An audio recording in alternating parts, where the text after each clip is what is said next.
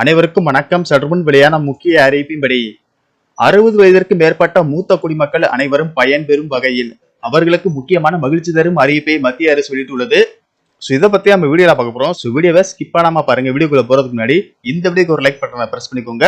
இப்பதான் நம்ம சேனலுக்கு ஃபர்ஸ்ட் டைம் வரீங்கன்னா சப்ஸ்கிரைப் பட்டனை பிரஸ் பண்ணிக்கோங்க. கூடவே பெல் ஐகான் பட்டனையும் பிரஸ் பண்ணிக்கோங்க. வாங்க வீடியோக்குள்ள போகலாம். இந்தியாவில் வரும் 2047 ஆண்டுக்குள் முதியவர்களின் எண்ணிக்கை கணிசமாக அதிகரிக்கும் என்று புள்ளி விவரங்கள் கூறும் நிலையில் அவர்களுக்கு பல்வேறு சலுகைகளை வழங்க மத்திய அரசு திட்டமிட்டுள்ளதாக தகவல் வெளியாகியுள்ளது.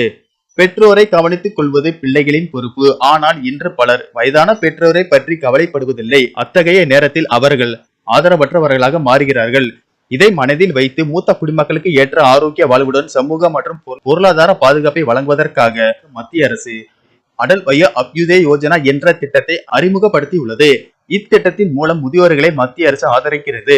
இது அவர்களுக்கு சுகாதார சேவைகளையும் வழங்குகிறது. இந்த திட்டத்தின் கீழ் மூத்த குடிமக்களுக்கு உணவு, சுகாதார சேவைகள், பொழுதுபோக்கு சேவைகள் மற்றும் சமூக சேவைகள் வழங்கப்படுகின்றன. நிதியுதவியும் வழங்குகிறது.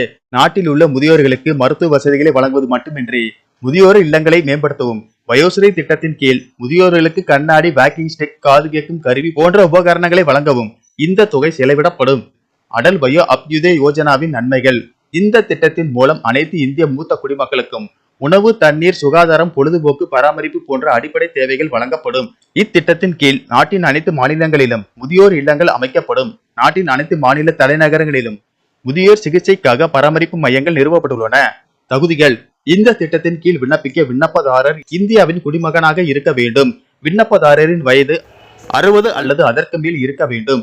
ஆதரவற்ற முதியவர்கள், குழந்தைகள் இல்லாத முதியவர்கள், குழந்தைகள் இருந்தால் வீட்டை விட்டு வெளியேற்றப்பட்டவர்கள் இந்த திட்டத்திற்கு தகுதியுடையவர்கள்.